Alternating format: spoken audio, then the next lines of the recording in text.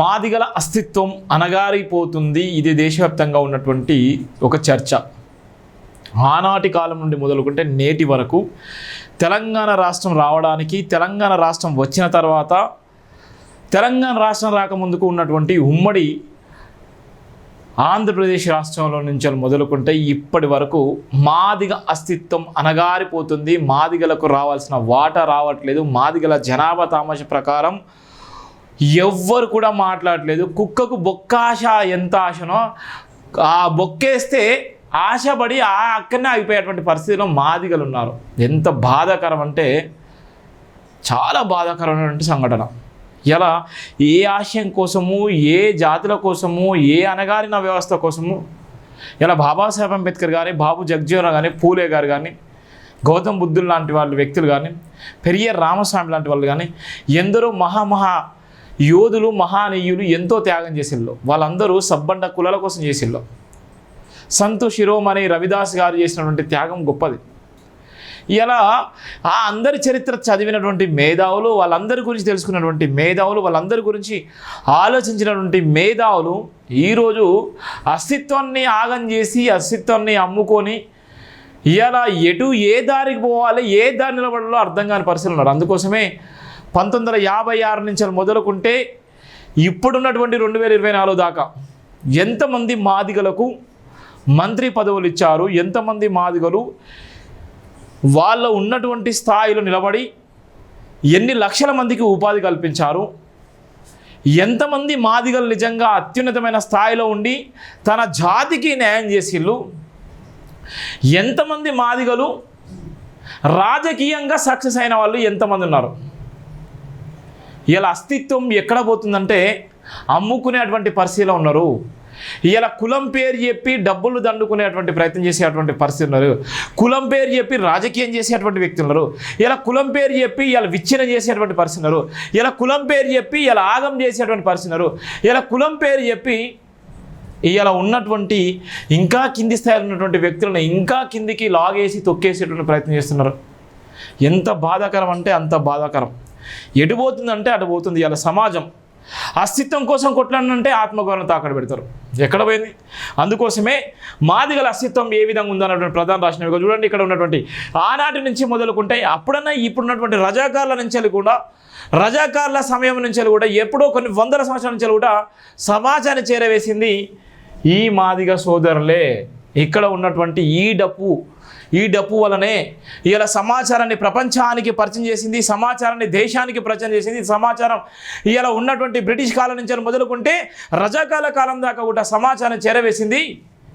ఆనాటి ఉన్నటువంటి ఈనాటి ఉన్నటువంటి మీడియా ఇలా ఎంత వేగంగా ఉందో ఆ రోజు ఈ డప్పులే శరవేగంగా సమాజానికి ప్రచారం చేసినటువంటి చరిత్ర ఒకటి ఉంది. అంటే ఇలా అంత నాలెడ్జ్ ఉండి అంత అస్తిత్వం ఉన్నటువంటి మాదిగలు ఈరోజు ఏమైపోయిందంటే ఇలా దిక్కు తోచని పరిస్థితిలో ఉన్నారు. ఇలా ఎక్కడ చెప్పుకోలేని పరిస్థితులు ఉన్నారు. ఏ మినిస్టర్ దగ్గరికి పోవాలి, ఏ సీఎం దగ్గరికి పోవాలి, ఏ ఐఏఎస్ ఐపీఎస్ దగ్గర పోవాలో కానీ తెలియని పరిస్థితిలో ఇలా జాతి ఉందంటే ఇలా చాలా బాధాకరమైనటువంటి సంఘటన. ఈ జాతిని మేలుకొల్పడానికి ఏ ఐఏఎస్ పుట్టాలి, ఏ ఐపీఎస్ పుట్టాలి, ఏ రాజకీయ నాయకులు రావాలి. ఎవరైతే రాజకీయంగా ఎదిగిల్లో, ఎవరైతే రాజకీయంగా నిలబడ్డారో వాళ్ళు మాత్రమే జాతి పేరు చెప్పుకొని కోట్ల రూపాయలు దండుకుంటున్నారు తప్ప మిగిలిన ఉన్నటువంటి జాతులని ఏ మాత్రం పట్టించుకోలేదు. అన్ని కులాల్లో ఇదే సందర్భం ఉన్నది. ఇక్కడ ఉన్నటువంటి అత్యధికంగా జనాభా కలిగినటువంటి మాదిగ జాతి ఈరోజు అస్తిత్వాన్ని కోల్పోయేటువంటి ప్రమాదంలో ఉంది. రాబోయే రోజులో ఏ లీడర్స్ అయినా కూడా ఇవాళ వీళ్ళ పేరు చెప్పుకొని ఎదిగవలసిన పరిస్థితి ఉంది. కానీ ఈ జాతికి న్యాయం జరగలేని పరిస్థితిలో ఇవాళ ఉన్నామంటే ఎంత దౌర్భాగ్యమైన పరిస్థితులు ఉన్నంటే ఇక్కడ స్పష్టంగా అర్థమవుతుంది. రాజకీయ నాయకులు వీళ్ళు ఉన్నారు. ఇక్కడ ఉన్నటువంటి వాళ్ళు రాజకీయ నాయకులు అడుకున్నటువంటి నేపథ్యం ఇక్కడ ప్రధానంగా రాసినటువంటి వార్త మాదిగల అస్తిత్వం అణగారుతుంది. దేశ సమగ్రతను రక్షణ అంటూ మాదిగలు దేశ సమగ్రతకు ఏ విధంగా అయితే ఈ దేశాన్ని కాపాడడానికి బ్రిటిష్ కాలం నుంచి మొదలుకుంటే ఈ రోజు ఉన్నటువంటి పరిస్థితిలో ఇవాళ ఈ ఉన్నటువంటి సిపాయి కాలం నుంచి మొదలుకుంటే ఇప్పుడున్నటువంటి పరిస్థితిలో దేశానికి భద్రత కల్పించడంలో ఆర్మీ జవాన్లు ఏ విధంగా ఉంటారో ఈ దేశ సమగ్రతను కాపాడంలో కూడా మాదిగల పాత్ర ఆ విధంగా ఉంటుంది. గుడ్డు సాకిరి చేయడానికి ఇలా వాళ్ళకు అదే తరహాలో చూస్తారు. నిజాయితీ, ధైర్య సాహసాలు మాదిగల సామర్థ్యాలు. నిజాయితీ, ధైర్య సాహసాలు. నిజాయితీగా ఉంటే ఎంత నిజాయితీగా అంటే అంత నిజాయితీగా ఉంటారు. ధైర్య సాహసాలు అంటే వాళ్ళని మించిన ధైర్య సాహసాలు ఉన్నాయి. మాదిగల సామర్థ్యాలు ప్రధానంగా ఇవి రెండు. నిజాయితీకి ధైర్యానికి మించినటువంటి స్థానం ఉండదు మాదిగలకు. దాంట్లో మించినటువంటి వ్యక్తులు ఎవరికి ఉండరు, ఏ కులంలో చూసుకున్నప్పటికీ కూడా. నమ్మిన ఆశయాల కోసం ఎంతకైనా తెగించేలా సామర్థ్యులు. నమ్మిన ఆశయం కోసం ఎంతకైనా తెగిస్తారు, ప్రాణం ఉన్నా ప్రాణం పోయినా. ఉద్యమ పదాలకు ఊపిరి లాంటోళ్ళు. రాజకీయ రొంపులో నలిగిపోతున్న మాదిగ ఉద్యమకారులు. ఈ రొంపులో ఉన్నటువంటి పరిస్థితిలో నలిగిపోతున్నటువంటి మాదిగలు.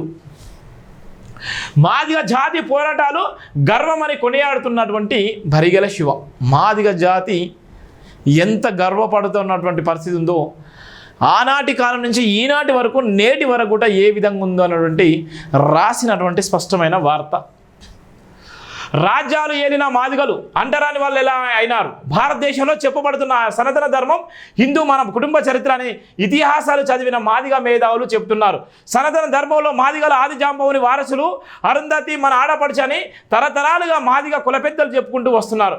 ఈ విషయం కూడా పుస్తకాల్లో అక్కడక్కడ వ్రాయబడినది. ఆది జాంబ వంశ పరంపరలో రుద్రమాముని పౌత్రుడు మనవడు కర్దమ ప్రజాపతి ఈయనను మాతంగి మహర్షి అని కూడా అంటారు. ఈ మాతంగి మహర్షి నుండే మాదిగ వచ్చిందని పండితులు చెప్తున్నారు. మాతంగి మహర్షి 9 పుత్రికల్లో ఒకరు అరుంధతి. భారతీయ సమాజంలో ఎంతో పవిత్రంగా పూజించే శ్రీమూర్తికి అంతటి పవిత్రమైన వంశీయులైన మాదిగలను గత కొన్ని వందల సంవత్సరాలుగా అంటరాని వాళ్ళను సభ్య సమాజానికి దూరంగా పెట్టి చాలా నీచంగా చూడడం జరుగుతున్నది. మాదిగలు అంటరాని వాళ్ళు అనే విషయం సనాతన ధర్మంలో ఎక్కడ వ్రాయబడలేదు. భారతదేశాన్ని ఏలిన రాజవంశంలో మాదిగ రాజులు చాలా గొప్పవాళ్ళు. దేశభక్తి కలిగిన వారు సనాతన ధర్మానికి పునాదులు పోషకులు. అంతేకాదు సనాతన ధర్మంలో ఉన్న వైరుధ్యాలు శైవం, వైష్ణవం, తర్కం, జైనం, బౌద్ధం వంటి వాటిని సరిదిద్దుటకు ఒకే ఆలయంలో శివుణ్ణి విష్ణుని పెట్టి జైన బౌద్ధ తరహాలో నిర్మాణ క్రియ చేసిన వారు మాదిగ రాజులు. అందుకు ఉదాహరణ కాశ్మీర్ను ఏలిన 850 ఉత్పల సామ్రాజ్య సారథి అవంతేశ్వరమ్మ నిర్మించిన అవంతేశ్వరమ్మ స్వామి ఆలయం కాశ్మీర్లో నేటికి నిలువెత్తు సాక్ష్యంగా ఉన్నది. నేడు గుజరాత్గా పిలువబడే ప్రాంతంలో చంద్రవంతి పట్టణాన్ని రాజధానిగా చేసుకొని ఏలిన చవార్ రాజవంశం వీరిని హైర్వార్ అని కూడా అంటారు.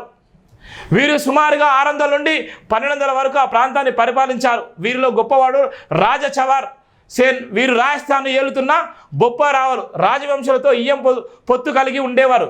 బొప్పరావల్ రాజు రానసంగ ఆయన భార్య గాలిరాణి సంతు శిరోమణి గురు రవిదాస్కి మహాభక్తులు. ఈ 2 ఉదాహరణకు మాత్రమే చెప్పడం జరిగింది. ఇంతటి విశిష్టత కలిగినటువంటి మాదిగలు ఈరోజు ఏ విధంగా అయిపోతున్నారు, రాజకీయ కోణంలో ఏ విధంగా ఉన్న రాజులుగా ఉన్నటువంటి మాదిగలు ఈరోజు రాజ్యాలైనటువంటి మాదిగలు ఇలా ఏదైతే ఇతిహాసం ఉందో, ఇలా సనాతన ధర్మం ఉందో ఎక్కడ కూడా రాయబడలేదు. ఇలా చరిత్ర కూడా ఇప్పుడు కూడా చెప్తుంది. అరుంధతిని వారసులు, అరుంధతి ఎక్కడి నుంచి వచ్చిందంటే మాదిగ వారసు నుంచి వచ్చినటువంటి అరుంధతి. ఇలా ఎవరు పెళ్లి చేసుకున్నా, ఎవరు ఏ కులం ఏ మతం ఎవరు చేసుకున్నా కూడా పైకి నక్షత్రాన్ని చూపెడతారు. అరుంధతి నక్షత్రాన్ని ఇట్లా చూపెడతారు. ఇద్దరు ఆలు మొగలు ఇట్లా భార్య భర్తలు ఇట్లా పెట్టుకొని ఇలా అరుంధతి నక్షత్రం చూపెడతారు. అంత చరిత్ర కలిగిన మాదిగలు ఈరోజు అస్తిత్వాన్ని ఎందుకు అమ్ముడుపోతున్నారు? ఇలా రాజకీయంగా ఎందుకు సక్సెస్ కాలేకపోతున్నారు? దామోదర సంజీవంచలు మొదలుకుంటే ఇప్పుడు 2024 దాకా ఎంతమంది మాదిగలు మంత్రి పదవులు అనుభవించి, ఎంతమంది మాదిగలకు సాయం చేశారు, ఎంతమంది మాదిగలకు ఉద్యోగ అవకాశాలు కల్పించారు, ఎంతమంది మాదిగల అస్తిత్వాన్ని కాపాడేళ్ళు, ఎంతమంది మాదిగల కోసం కొట్లాడేళ్ళు, అణగారిన వర్గాల కోసం ఎంత కోసం నిలబడ్డారు అనేటువంటి ప్రధాన వార్త కూడా ఇక్కడ రాయడం జరిగింది. ఎందుకోసం అంటే చాలా బాధ అనిపిస్తుంది. ఇలా రాజకీయంగా ఎవరు నిలబడడం కోసం, ఇలా బతకడానికి రాజకీయాలకు రావద్దు. నీ అస్తిత్వాన్ని కాపాడడం కోసం రాజకీయాలకు రావద్దు. ఇవాళ సమాజానికి సేవ చేయడం కోసం మాత్రమే రాజకీయాలు. ఏ కులమైనా ఏ మతమైనా నీ సమాజము ఇలా అణగారిపోతుంది, నీ జాతి ఇలా అంతరించిపోతుంది. నీ జాతిని మేల్కొల్పడం కోసం పుట్టినటువంటి వ్యక్తిగా నువ్వు జాతిని మీదేసుకోవాలి. సమాజం కోసం నీకు తెలిసినటువంటి ఆలోచన విధానాన్ని సమాజాన్ని తిరిగి చెల్లించాలి. బాబాసాహెబ్ అంబేద్కర్ అదే చెప్పిండు. ఏ జాతి నుంచి వచ్చినా ఆ జాతికి అన్యాయం జరిగితే కొట్లాడని చెప్పిండు. ప్రాణం పోయినా పర్లేదు కొట్లాడని చెప్పిండు. ఓ సుభాష్ చంద్రబోస్ లాగా ఒక చరిత్ర నిలిచిపోయే విధంగా ఉండాలి. ఓ అల్లూరి సీతారామరాజు లాగా కొట్లాడాలి. ఒక భగత్ సింగ్ లాగా ఉరికంబాన్ని ఎక్కాలి. ఒక అలెగ్జాండర్ లాగా చరిత్రను మార్చేసే విధంగా యుద్ధం చేయాలి. ఇలా మనం ఏం చేసుకుంటున్నాం?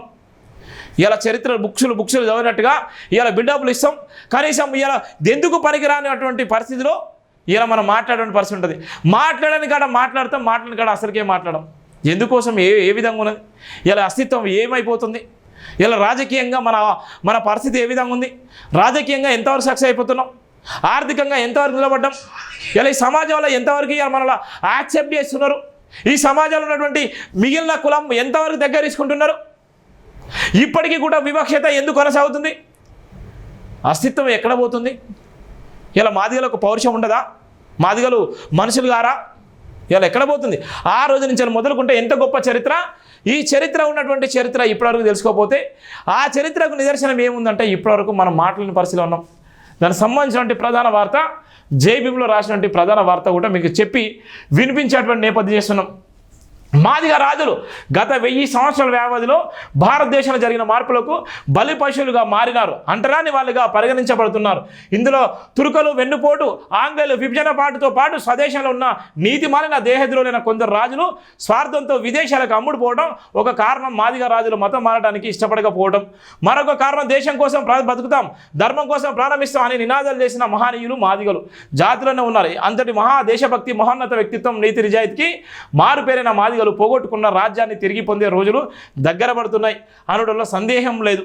చూడు ఎంత ఘోరం ఉందో. ఒకానొక సందర్భంలో ఈ దేశాన్ని రాజులుగా పరిపాలించాలంటే రాజుల్లో మాదిగ రాజులు కూడా ఉన్నారు.